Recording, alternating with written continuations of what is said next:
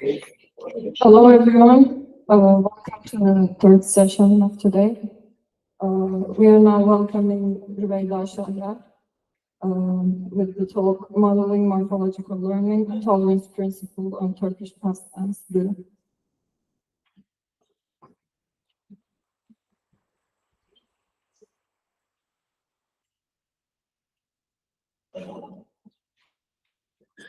Sorry, just a few minutes so that I can chime in.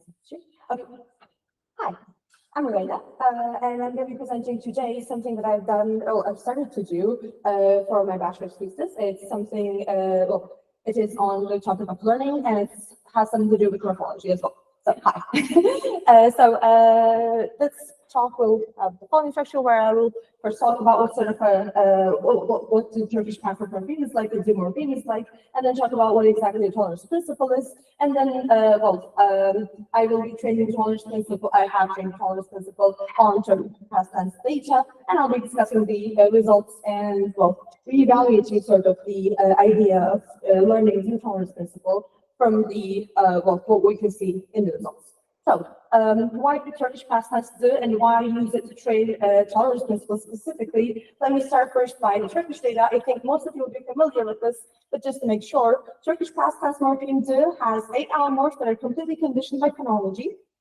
So this would look something like this if you don't happen to speak Turkish. And roots apply consistently for all verbal stems. There are no exceptions for this. So yeah. And interestingly, the morpheme is used productively with very young children. So it is reported in literature to be used even when the child has less than 7 verbs in their lexicon. And crucially, this one is, we will see the data, but this happens to be a very rare allomorph within the data of the morpheme. So it's really interesting how children can learn to use this at a very early stage. So very regular, a bit complex because it checks for vowel harmony and for the voicing of the final segments. So it has, it has a complex system, but it's completely rule-based. So it's going to be important when we come to why we use the tolerance principle with this. What is tolerance principle? Tolerance principle is proposed by Charles Yang to be a tipping point for learning, basically. So it's similar to ideas like less is more, realize and report that you might be familiar with from psychology background. But basically, what he says is, if there, if I know little things, I would be more able to tolerate exceptions to the rules that I have hypothesized until that point. And so he gives this mathematical notation that I would myself struggle to understand too. So basically, I'll be showing you this. So this is from, again, his user's guide to tolerance principle. What this shows is that if I have a lexicon of 10 verbs, for instance, I would be able to tolerate a 40% exception. So if I have a rule that works for 6 of those verbs in a 10-verb lexicon, I'll be able to keep that rule without needing to formulate another rule. So this works on the idea that kids consistently make hypotheses and try to find the correct rules when they're learning from data. So tolerance principle is said to be useful for like earlier processes when the kids have a smaller lexicon so that they can tolerate more exceptions. In this specific work, I used abduction of tolerant productivity. It is a model written by Bell et al., where they use the tolerance principle, because as you can see, tolerance principle is like a mathematical formula, it's just a tipping point. What they have is a greedy search algorithm that has a decision tree. So basically, it tries to postulate rules from the data using the tolerance principle as a tipping point. When the rule stops working up to the point of the tolerance principle, this algorithm starts to consider different rules, is the way that it works. So I decided to use Turkish view data to train this model. I used the code that both child had on their GitHub. The reason I chose this is, here? No, okay. So the motivation here, do is acquired very early. Do is used even with a very small lexicon by children, and it has no exceptions, it's completely rule-based. And ATP and TP strength in general is said to be that it should be able to help people, help kids. It is said to explain, it's said to mostly be active in processes when they're trying to learn something that's very complex, but it's completely rule-based. So in a sense, again, using the idea of exceptions and being able to tolerate them. So what I did at the initial stage was I took verbs from, the child's corpora for Turkish. There were 328 of them. And I extracted some of, well, I extracted the ones from multi-image using the UGPay toolkit. And after that, I took some very common words. The idea from it being like, whether the children have limited input or not. So, these might be the things that they would hear in their environment, even if it's not, specifically from child direct speech that is given to them. So basically, I chose this data so that it would, sort of accurately to act as a proxy to what children hear at that stage. So this is a distribution of different verbs in that data, or verbs as in, since it's a completely rule-driven process, the verbs that would get the allomorph in that data, there are 270 of them, and so on and so forth. So as you can see, the roundness also seems to feature very little in the data. So this is something to bear in mind as we go on. So yeah, there was some overlapping instances, and I did some data cleaning with the UD data, and at the end of the day, I had 751 words. And I trained the ATP. Oh yeah, and I inflected those using context-free grammar with the NLTP toolkit. So, well, I did 7 experiments. Why did I do 7 experiments? It's because, well, it's a bit complicated actually, because we have segments, well, okay, the way that ATP works is that it tries to look at the end of something, the end of the data is given, and it tries to first postulate a rule looking only at the ending segment, and then if that doesn't work, looks at the segment before that.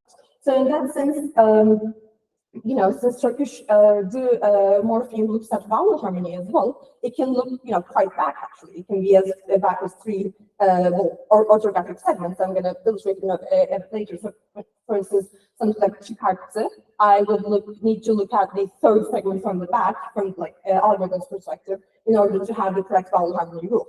So in that sense, I thought perhaps I could look categorically at how different, how these features, how harmony rules based on these features is learned by the program, by the model. So I did 7 experiments to check for these different, pairs of morphological features and check whether roundness and backwards had a certain effect. And I did these metric calculation, these calculations, and also look at the decision trees. So here's analogy. ATP is a deterministic algorithm. So basically, it shows you the rules that it has, and it always gives you an output based on that data. So in that sense,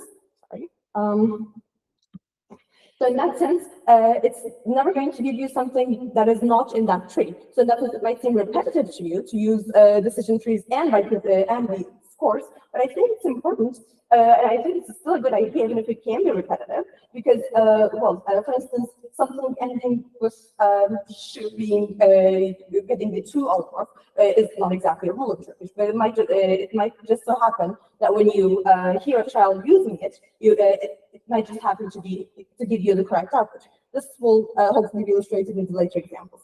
Okay.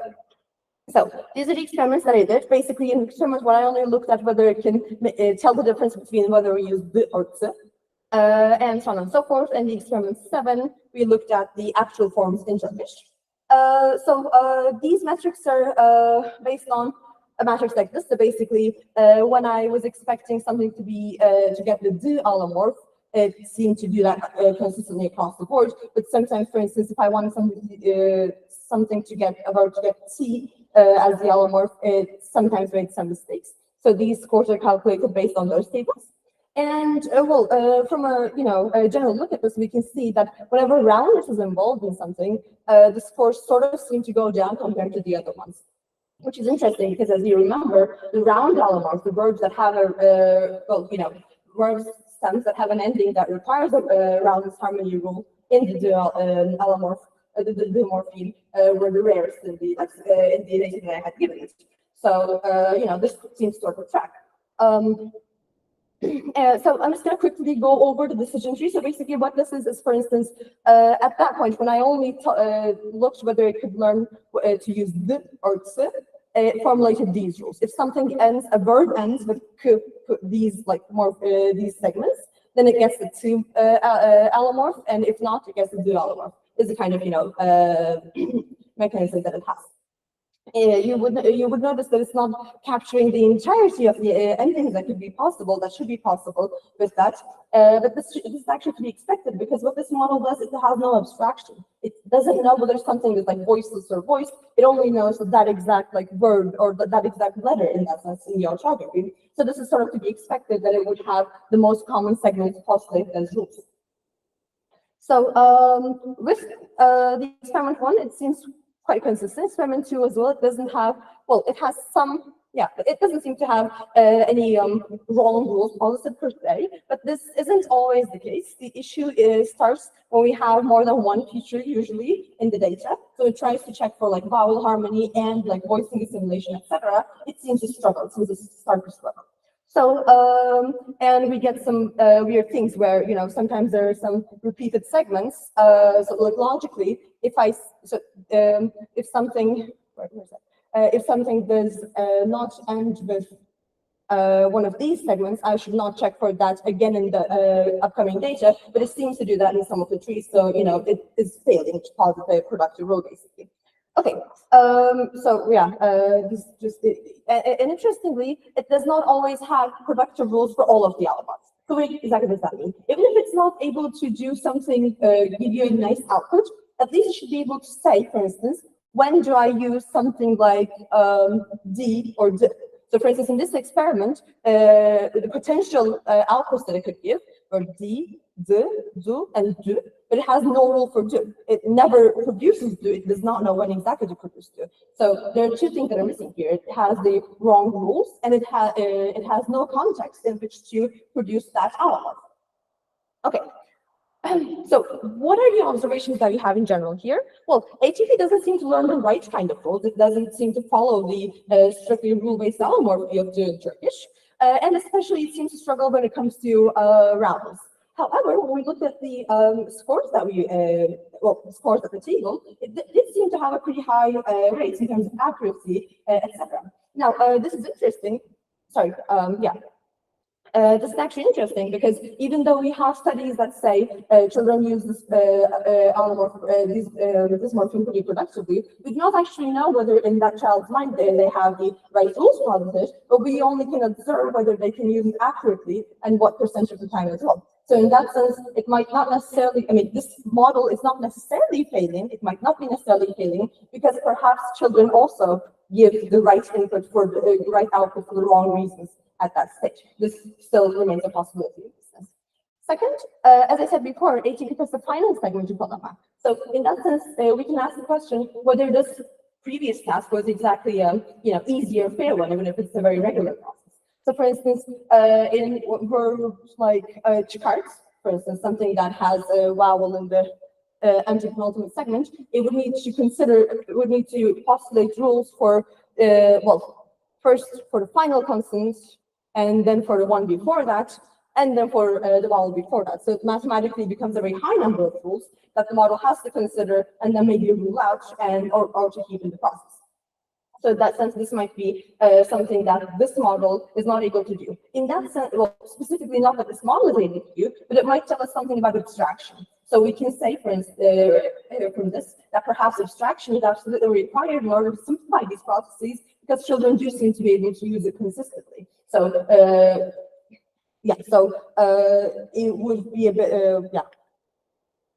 So yeah, as I said, maybe kids really do produce these outputs because of the wrong, kids maybe, just like the ATP output that I have here, do not have the right roles in their trees and decision trees in their mind, but they do seem to give the right output as well. Interestingly, when we look at, how, think of this morpheme is that it's only conditional phonology, right? So in that sense, if we say that, we have only do whether to add do or not, becomes a trivial question. So therefore, it becomes a question of learning phonology rather than morphology.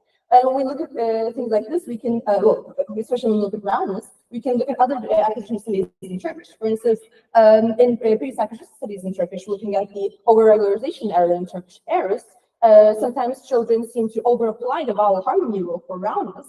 And the previous studies say that this is because of the prevalence of strings like this in the input that the children get, as opposed to this. So these figures are from a developmental corpus of children, and like across all domains, whether it's verbal or not, sequences like uru seem to be a lot more common than ura, which is the motivation that they give for that. So in that sense, this is to say it's not about rules perhaps, but it's more about an analogy that the kids derive from the rules. So here, right now, it looks like we might need an analogy-based process and perhaps another, well, it seems like only this ATP model with the type data is not sufficient to learn all the allomorphs of D, and we need something that gives them as abstraction and something that gives us some sort of analogy. Seems to be the idea here.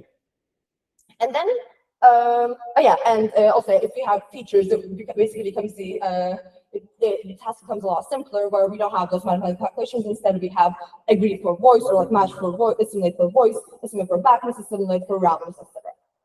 So next, this was work that I did in the previous part of the study, and next we tried something different. Now next we only took verbs from the child's corpus, but now we populated them, we multiplied them using the frequencies of in the inverse dependencies corpora. So essentially the idea is, we know that the children definitely hear those verbs, yeah, in the child's corpora. And well, we do know that it's not the case that these verbs all appear in a uniform shape across the input. So it can be the case that the child hears that verb, postulates a hypothesis, and then the hypothesis would be confirmed when they next hear that verb spoken by someone around them with the correct allomorph of D. So in that sense, it would make sense if the child has the data is populated using the frequencies. What I did was I looked at the forms of these verbs strictly being followed by D without any other tense and aspect markers or any agreement markings. The idea behind that is that I wanted to isolate this process from the other processes of like morphological acquisition or the different segmentation processes. So I only took the numbers of I only took the count of the instances where exactly that verb plus the appears in these corpora. And then I used that to basically tweak the data. So I had input like this instead. The reason I designed it like this is because the ATP model as it is takes it takes verbs as type input. So if it sees one verb one time, it doesn't consider it again if it sees it once again. But what I wanted to have here is that a child probably has gets confirmation from their surroundings. So I slightly changed the data so it would not modify the way the system works, but it would give it would be a proxy for the confirmation basically. These were the so this was the distribution of the verbs in child for different phonological forms of allomorphs that they require. And so this is the augmented data that I had after multiplying them with the times that they occur in the UD corpora. So as you can see, the overall shape of data has not changed much, even though we do have like multiplications and all. For instance, it is not the case that a rarer form like 2 in the input is suddenly become the higher, and I think it's just the overall shape is similar, but now we have extra data that they can learn from. Looking at and I trained the ATP model using the similar CFG to conjugate it, and it seems pretty good actually. Let's look at it. These are the metrics. Again, so this is the metric. I think in this specific case, it might be better to look at the tree, but before that, let me just show you just one small detail. So it seems that the only mistakes come with T, where it's over applying T. So if I'm expecting another morpheme, it seems to mistakenly give me T, but other than that, it seems to have no issues. Why is that, and how do we show that? How do we explain that? So this is the decision tree that it gives me. I realize this might be a bit difficult to read from there, so I'm going to try to walk you through it. So as opposed to the other ones, you can see that each allomorph has a leaf node. What this means is now ATP knows when to use D, when to use D, and so on and so forth. In the previous journals, you would remember that there were some allomorphs that were missing. Basically, the program never gave that as an output. It didn't know when to use them. But here, all of them seem to be here. So that's there's some production process going on for each of these allomorphs. Second, when we look at the decisions that it makes, so since again there's no abstraction, it will never be able to say if something has a segment that is round at the end of it, giving an allomorph with U or U, it will only be able to look at the final 2 or 3 trailing segments. So when we look at that, it seems to follow the rule-based application. Seems to follow the rules that it posits. Seem to follow the rules of the in Turkish as well. So with only I think one exception that I could find was with only v triggering do, which I think can be explored further in terms of like phonology, because yeah, round segments and co-occurring with the n-grams of that could also be checked in a more domain general sense instead of just like verbal domain. But other than that, it seems to correctly look at the strings. The final strings as necessary. So, for instance, only A would be sufficient to give D, and so on and so forth.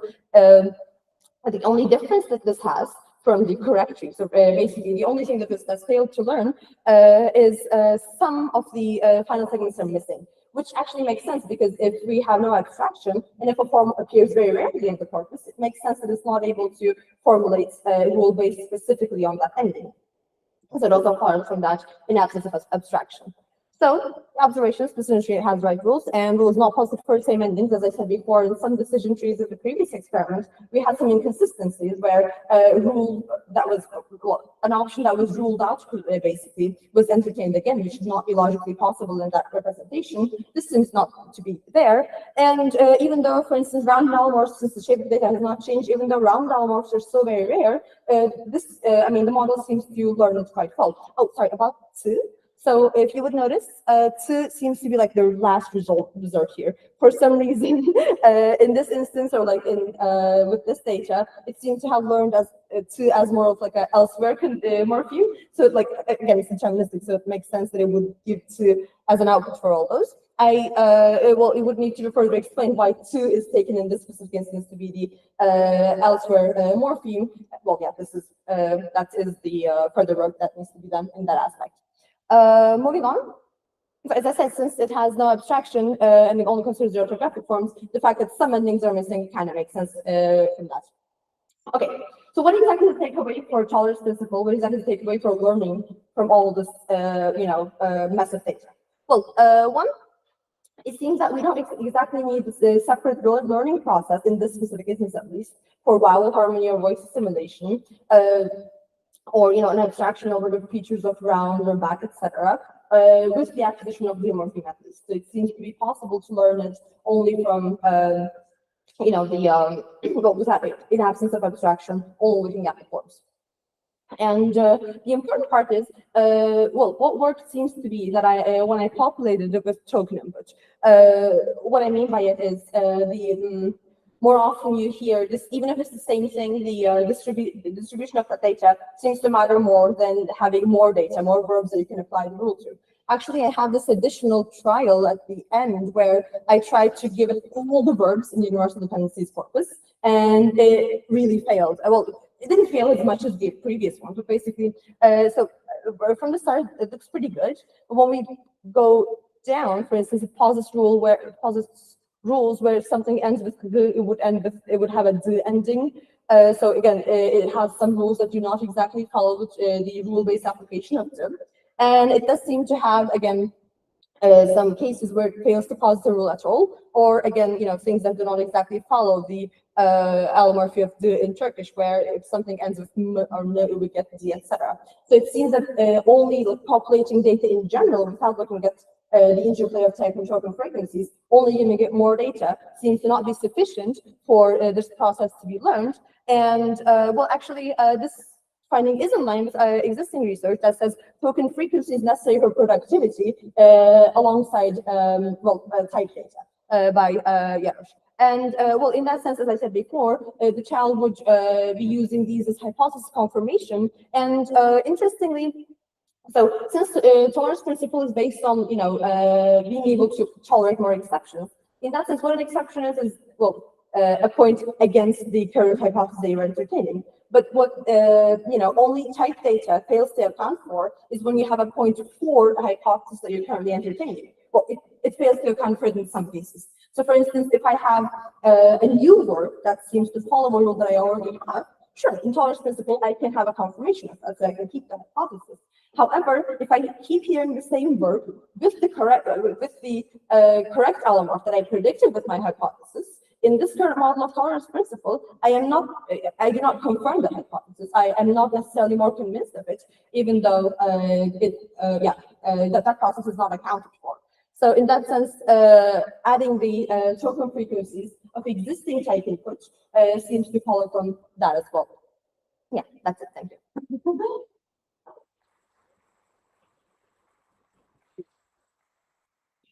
We thank Rüveyda for her talk, and now we can take questions if anyone wants some.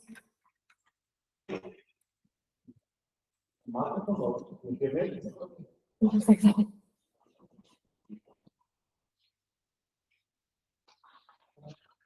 Well, one clarification question. So you see this as a simulation of language by children, right? But to me, the problem would be the opposite. What the given for child is the 8 forms, and the problem is concluding that they are from the same form. In your model, you start from a representation and you derive the 8 forms. In learning, you're the opposite. Not. So I don't understand how this can be said to be a simulation of learning first. Second, I didn't understand so well. Voicing simulation is totally regular in Turkish. And word harmonies are regular too, so you have very few non-harmonic suffixes. So children learn these rules from the whole language, while treating just one suffix separately, as if there were one rule for a suffix. The evidence for Gates' forms is the whole language, not one suffix. I don't understand why. So really, what you want to, why you only consider one suffix? So given the general rules, the evidence for the whole language, if you have a suffix with a high vowel and a obsolete stop, the stop will assimilate in voicing and the vowel will assimilate in rounding and variance. So I don't see the reason just to consider only forms only with the suffix to explain their position. Okay. Thank you for that question. For your first question, if I understand it correctly, this model, it aims to model the productivity of certain morpheme that is learned. I understand that in that sense there would be two questions, right? One in which the child, as you said, would get the full input and then try to understand the underlying representations from that. But also there's the other question of when that is interpreted and when that is used productively. So in that sense, this how do I put this? What I give to ATP as input is the stem alongside the so in that sense, it is assumed within this, and it's an assumption that can be challenged. It is assumed that it is able to decompose the suffix and the stem itself. But it does not question in that sense whether the allomorphs are connected to the same morpheme. It takes it also the given in this form. But the meaning is the same. So they know that they will learn that the morpheme is not the same and there is phonological variation. So they will, over time, learn that this phonetic variation is actually regular, so it can be reduced to one single form. But this comes from the whole lexicon, not just by the suffix. So even if you are, it's a very different suffix, but even if a child has never heard this suffix, if she's been exposed to a sufficient number of the suffixes, would produce the forms of it, even the first time. So the voicing simulation, okay, harmony, okay. Well, I guess that's more. So, well, it is a question whether when the child is first acquiring those things, whether it has access to the overall phonological learning language, or whether builds them up step by steps. And here, this approach tries to look at whether it is taken step by step in order to formulate the whole idea. Well, not the whole idea, perhaps, but like the idea of harmony and submission in that sense. So the abundance of the overall data is, like, as I mentioned, in like a more like analogy-based accounts, for instance, they look at prevalence of vowel harmony rules in general in the language, and of course the case can be made that these are sufficient to learn rule, but then again, they would need to differentiate what exactly is the part where we do the morphological learning and what is the part where we do more of a bootstrapping effect of phonological ideas that we already have. So in that sense, this is one approach to try and figure out the entire, where exactly phonological learning is and morphological learning. Well, this is one approach to try and disentangle that. Thank you for the talk. I had a similar question as Stefana, but since he already asked it, I'll ask another one. Could you go to one of the slides where you show the decision tree? Like the whole big one. Yeah. So just to make sure, before I ask my question, I need to understand what exactly does this model? Does it model the competence of the child at a given point in the acquisition, or does it model something different? Okay, so this model is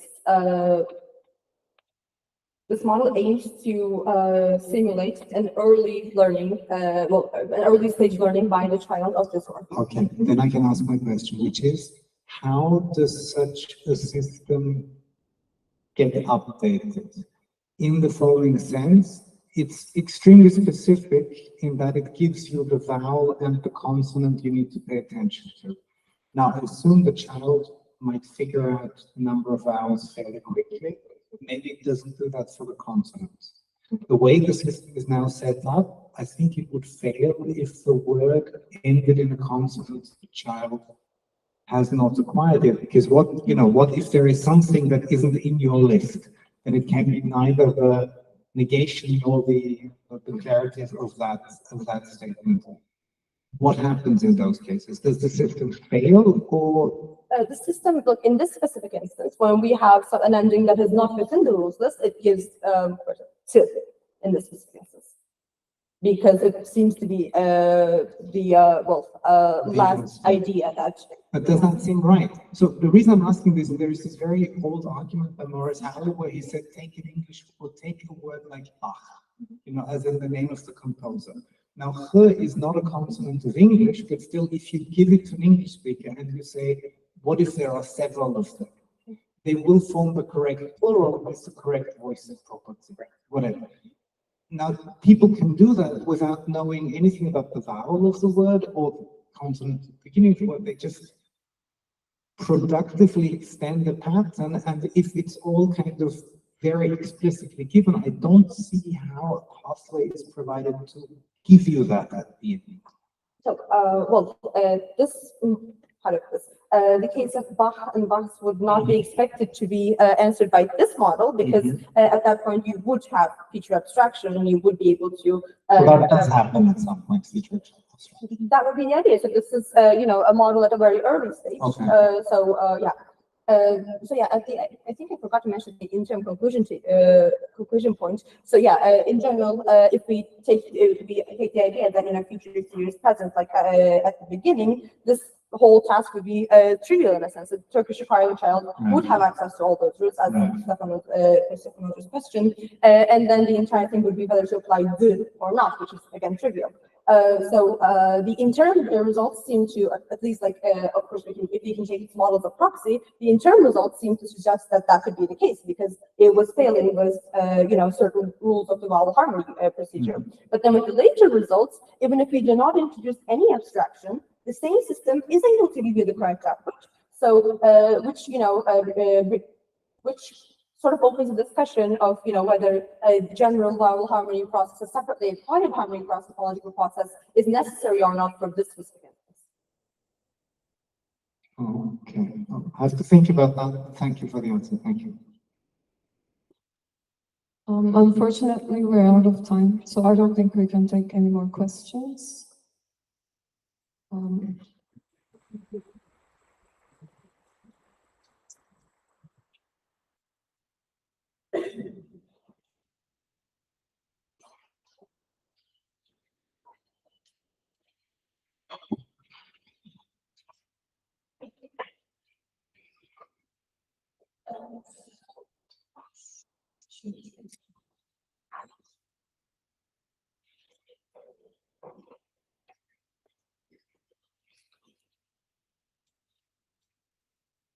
Thank you for listening. We now welcome Engin and Yolcu with the talk, A Critical Discourse Analysis on the Post on Street Dogs and an Online Student Community. Just to remind you, we have a 10-minute break after this talk and then 2 more talks for the day. Thank you. Welcome.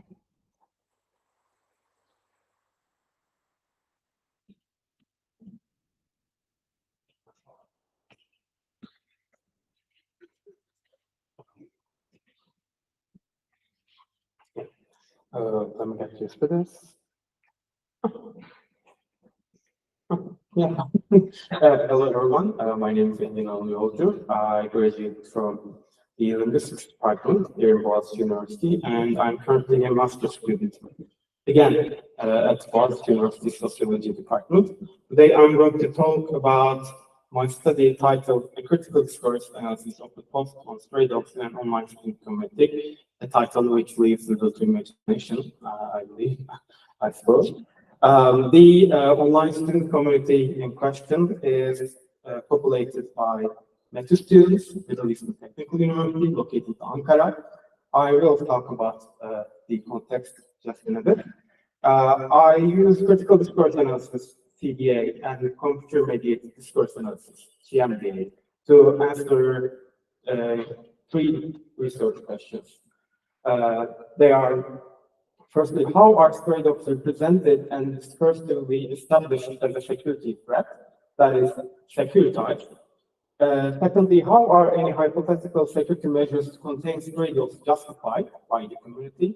And lastly, how are the individuals who disagree with the securitization of stray dogs represented?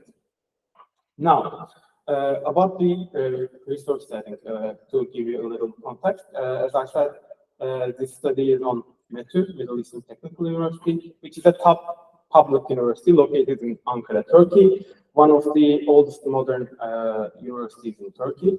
As you can see, how to put it? Now, the area you see, this is the METÜ campus. This below is the METÜ forest, not officially included in the METÜ campus, but cultivated by the university itself. And we have here the neighborhood, residential neighborhood of İşçi blokları and 100. Yıl, which hosts a significant amount of METÜ students. I will refer to this area in combination as the METÜ area. Now, while there are any official reports or studies on this, for an undetermined time, since an undetermined time, there lives a significant population of stray dogs in the METÜ forest, which threaten out to Ankara's great image from the inside Çankaya.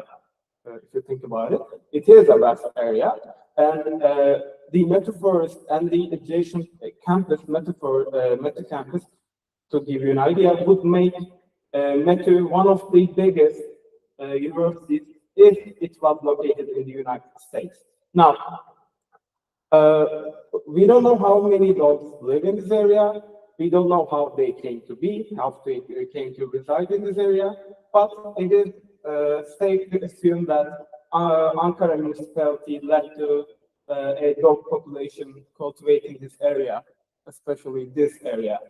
due to the well-attested practice of Turkish municipalities collecting dogs from streets and relocating them away from urban areas such as forests or mountains or hilltops. And these dogs living around here, they wander through the Metro campus, the main campus, the main area center of the campus, and the residential areas such as Yolcu Yıl, causing grievances among students. About the theoretical framework of the study, as I said, I use CDA, critical discourse analysis, in combination with computation-mediated discourse analysis. CDA, as I'm sure many of you are familiar with, seeks to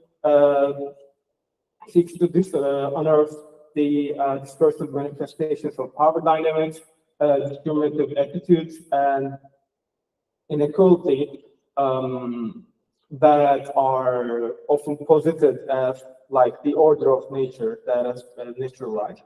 And computation-mediated discourse analysis is itself a shoot of conversation analysis. It analyzes the same key dynamics as the CA, such as taking and repair. And similarly, it also requires the data it analyzes to have occurred naturally without the influence of the researcher. But of course, dynamics of computer-mediated discourse show diversity from platform to platform. So hence the need to discriminate and hence the need to discriminate between two approaches. Now, I must also mention that this study is also informed by ecolinguistics, critical animal study, and sequestration theory literatures. Sequestration theory basically analyzes how certain phenomena are established as security threat with the use of critical discourse analysis, securitized, as the term the theory uses. On the other hand, ecolinguistics and critical animal studies use critical discourse analysis to understand how individuals perceive their environment, where they draw the line to demarcate the borders of nature, what is classified as nature, what is not, and how they perceive the other beings in their environment. Now, onto the data methodology of the study. The online group that is in the focus of the study is titled in English, House of Yolcu Yıl. It is a closed Facebook group. You can only access it and enter it through verifying your Metro ID or email. Various topics, academic and non-academic, including stray dogs, are posted and discussed in the group. And the study analyzes threats about stray dogs that are posted in May 2023. And what I mean by a thread is a post opening a discussion posted in the page with the comments that are posted below the main original post and the reactions. But I won't be able to delve into the reactions extra linguistic devices provided by Facebook here. It is not important to note that I regard this as a community of practice, which is itself indicative or bigger ODTÜ community of practice, Metro community of practice. And what I take a community of practice to be as is basically this, an institutionally and historically shaped group that adhere to common rules, common assumptions, and common social practices. With most famous example could be like, I'm sure all of you are familiar, many of you are familiar with the ODTÜ address term, hocam. And participation through discourse of the members of the community of practice negotiates and revises shared values every time they participate in a discourse. So for the purpose of the study, I will refer to anti and pro-stray camps. What I mean by those is, by anti-stray, I mean people, the members of the community who actively engage in the securitization of the stray dogs living in the area. And by pro-stray, I mean that the people who openly sympathize with the dogs, while not necessarily denying the grievances and problems caused by them. I will present my data in this manner. I will first talk about how stray dogs are represented and securitized in the community. Then I will talk about how any hypothetical action against stray dogs are justified. And then I will present you how pro-stray individuals are represented in the community. So my data is in Turkish, but I will try to provide translations as I go by, and I will explain what they imply. So the first point, the first prevalent pattern in how stray dogs are represented and securitized in the group is their anthropomorphization. Through the use of verbs prevalently used to describe human behavior and human agency, stray dogs are humanized to different effects. One of them is infantilizing them, as in the example, well, köpek viyak viyak ağlıyordu, the dog was wailing out loud. And another is humanizing them for humorous ends, as in the case of köpeklerden bir arabayla münakaşaya girdi. One of the dogs were debating, get on to debate with a car, and to ascribe malevolence on the dog. Yıkılan konstrüksiyon sesini bilirsiniz. Bahçesinde tavşan, tavuk, horoz bir sürü hayvan besleniyordu. Tesadüfen bir hafta sonra çiftleri kaplayan brandaya resmen tüm hayvanları katletmiş köpekler. So basically, the dogs massacred all other animals. Not the use of the verb massacre, katletti, instead of hunted, preyed on, ate, even killed. This implies malevolence or agency or level of deliberateness on behalf of the dog. And secondly, appealing to nature, or what the community members perceive nature to be, is very widely common in the representation and securitization of the stray dogs. Laws of nature may be appealed to in order to assert that dogs attacking on cats or other animals, for that matter, are not laws of nature, but simply acts of sadistic pleasure, as in the example of köpekleri yemeden zevk için kedileri boğmaları, paramparça etmeleri doğa kanunu değil. Dogs attacking on cats is not law of nature. And another point made by appealing to nature by community members is rationalizing the aggressive behavior of stray dogs by associating it with hunger and lack of human care, basically their physical needs. And appealing to nature by invoking the predatory instincts of stray dogs is also common. This redeems them of being sadistic, malevolent beasts, but portrays them instead as unpredictable, uncontrollable, semi-feral animals. As in the example, maalesef bahsettiğimiz tür söz ettiğiniz anda bir anda içgüdüleri tarafından tetiklenip beklenmeyen zamanlarda saldırabiliyor. Now, another important pattern is the use of narratives and visuals, often effectively laden narratives and visuals among the community. These most often involve visuals and narratives of dog attacks and the injuries suffered after them.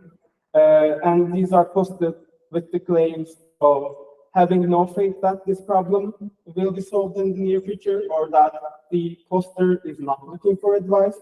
But well, as Labo demonstrates, we know that most narratives posit an evaluative point of view to their audience. And most narratives boil down to a so what moment. And so the most prevalent so what moment these narratives boil down to comes to you're never really safe from the strays. Effective narratives and visuals also act as semiotic weapons, so to say, in order to create parody and ridicule against those who sympathize with stray dogs, the so-called, in my terms, prostrate people, through ironic quotation and ridiculing. And visuals aimed at generating sympathy for stray dogs is met with hurt resonance and disapproval, as in the case of this threat revolving around a pro-stray, effectively leading visual of stray dogs having themselves be pet, which shared with the caption, the dog of Yolcu whom you wish that upon is attached. Thank you. And this is met with several mimetic replies, mocking prostrate arguments among prostrate people and stray dogs themselves as well. For example, on the top we have a stray dog, what appears to be a stray dog attacking an AKP banner with the caption, "Öyleleri kalsın hocam, tamam. These can stay hocam, it's all right." Note how politically laden it is. I will talk about this in a minute. And on the bottom left, we have the mythological Cerberus with the caption, "He just wants to play abisi." And on the bottom right, we have three stray dogs walking with the caption, "What have you eaten today?" "I have eaten a kid, a stray cat, and half kilo of kibble." Now, on to the justification of any hypothetical action to be taken against stray dogs. The first point here is invocation of an empathy hierarchy, which prioritizes humans and in which other animals follow humans according to their danger levels positive to humans and the potential uses for humans. This is not surprising or extraordinary, but it was a finding. Well, what's more interesting, arguably, is that this empathy hierarchy can see the well-being of some animals over others, as in this very interesting example. Kediler kuşları yakalıyor, bu doğanın kanunu veya kış böceği vesaire. Ama kedileri boğmaları, paramparça etmeleri doğa kanunu değil. So, cats preying on birds and birds preying on bugs is a law of nature, but not dogs. When dogs do it, they do it for pleasure, and this is not part of laws of nature. So this member of the community, for example, prioritizes the well-being of some animals over others. And through invocation of this empathy hierarchy, anti-stray individuals accuse pro-stray individuals of actively harming the human community of the university. Another point prevalent here is a very specific kind of developmentalist idea that seems to emulate aspires to emulate a very abstract idea of European development. This associates with the excess of free roaming animals in the street with lesser development, and this arguably helps legitimizing the grievances of anti-stray people by framing their grievances about stray dogs just simply as an extension of their grievances regarding how the country is being run, which is arguably a point anonymously accepted by the community. Lastly, onto how pro-stray individuals are represented in the community. I must say that positive posts and comments about stray dogs are exceptional, and pro-stray viewpoints are often only represented through the discourse of anti-stray individuals. So this means that the pro-stray arguments and pro-stray individuals,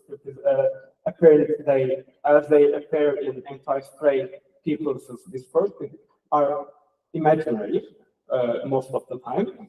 And anti-stray discourse portrays pro-stray people as feminine and gullible individuals, as in the example here, with a mimetic visual with a female Wojak, reacting as he just wants to play, he's so precious, in reaction to a stray dog attacking and eating what seems to be human. This representation establishes an us versus them dichotomy between pro and anti-stray individuals of the community, which is enforced and framed through political terminology, specifically by using trite memetize AKP interjections as semiotic weapons against prostrate talking points or prostrate ideas, which are, as I said, often imaginary in this context. I want to read out the examples here. Bu kafa yakasındaki insanlar da malum parti seçmeni gibi ne bileyim ne mantık hiçbir şey kalmamışlar da ezberlemişler. Birkaç cümleyi tekrarlayıp duruyorlar. So, people of this mentality are like the electors of the party, you know, which referring to AKP, governing AKP, and kafasını kuma gömmeyen herkesi köpekler ölçüsüne istemekle suçlamayın artık. Yeter ya, malum parti dayılardan farkınız kalmıyor, kendinize gelin. So don't blame everyone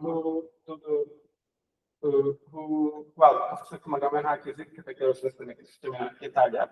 Well, yeah, I can't seem to translate this. I'm sorry, but you are no different. This comment says you are no different from the old uncle voting for the party of you know what party. So, in conclusion, stray dogs are established as a security threat, and action against them are justified in a combination of some different points. Narratives about encounters with stray dogs reproduce and reify the community opinion, which is mostly negative, overwhelmingly negative, I should say. And political resonance and irony through memes and political references, which double as also pop culture references, act as a semiotic weapon launched against pro-stray talking points. And stray dogs themselves are portrayed as wild predators, either because they are sadistic, malevolent beasts, or simply because they are essentially driven, uncontrollable, or unpredictable creatures. And this makes them an existential threat to human welfare, and in turn, these in combination justifies cleaning the streets of their presence in any given manner, whatever that should be, in an unspecified manner. I must add at this point, this was not a study on how acceptable or how acceptable discourse surrounding stray dogs or street animals should look like, or rather the grievances of the meta community is legitimate, or to what extent. The pioneers of securitization theory in a review paper mentioned that securitization cannot be achieved through discourse alone. So the audiences of securitizing discourse should make sense and accept the securitizing discursive act with their extra-linguistic experience. And this means that further studies supported by anthropological and sociological methods should be conducted in order to understand how human coexistence with other animals in urban centers, or our failure in them, and as well as the politics surrounding it. Thank you.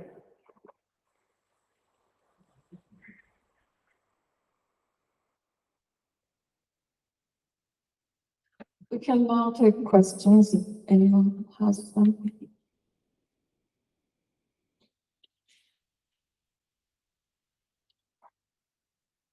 Any comments, maybe?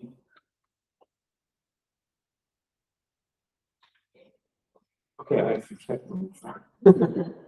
I have a question. Yeah. And another person. Okay.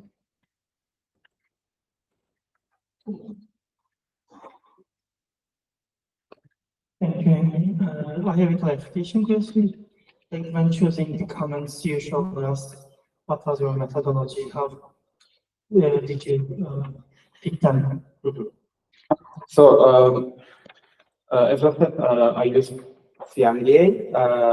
While picking them, I This study analyzes the threats posted in May 2023. So I scanned the group extensively and cataloged the post-threat surrounding stray dogs, involving discussions surrounding stray dogs, and I eliminated any commentary which consists of the up or like DM me, or especially those on narratives about stray dog attacks, like geçmiş olsun, get well soon comments, since they are not relevant data, and the remaining comments and the remaining posts and were included in the study.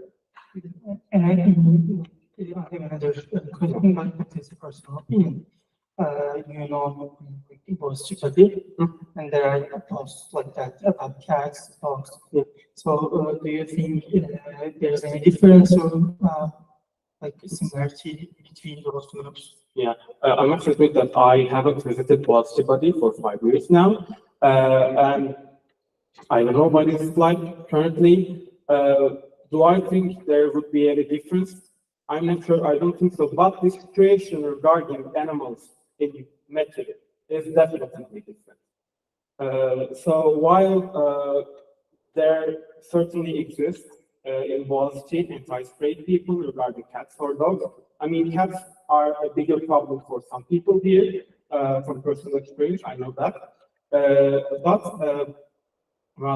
lost my train of thought. So, since the situation and context are different, I would believe that two groups would be somehow different, yes. Thank you. If there are any other questions, we can take them.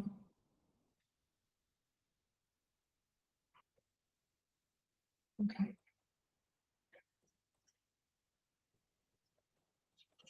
Well, to be frank, I was not sure how to sentence my question. My question revolves around, like, do you have any idea about what the source of this more negative sentiment towards stray animals at this campus in particular, rather than say that other campus? Do you think it's about geography? Do you think it's about the social backgrounds of the students, etc.? I mean, it's a good question, really, but I can only answer this based on anecdotal evidence and anecdotal knowledge, since there is really no reports or academic studies surrounding this. As I said, the Metro campus, or what I refer to as the Metro area, is a vast area, and the dogs living in Metro Forest became in the parlance of the people living around, like semi-feral.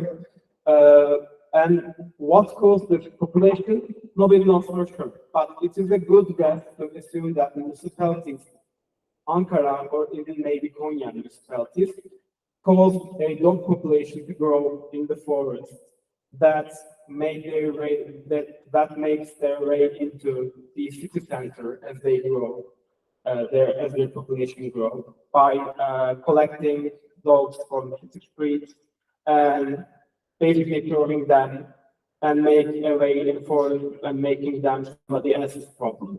And this is bad for the dog's welfare and human welfare. I hope this answers your question. That was very helpful. Thank you. No problem. Thank you. Thank you. I saw another hand. Oh, okay. Last question, I think. Well, it's not really a question, just because I'm a Hacettepe student and we are very close to Metro. There is a rumor that people believe Hacettepe and Metro, before they were universities, that whole area was just empty.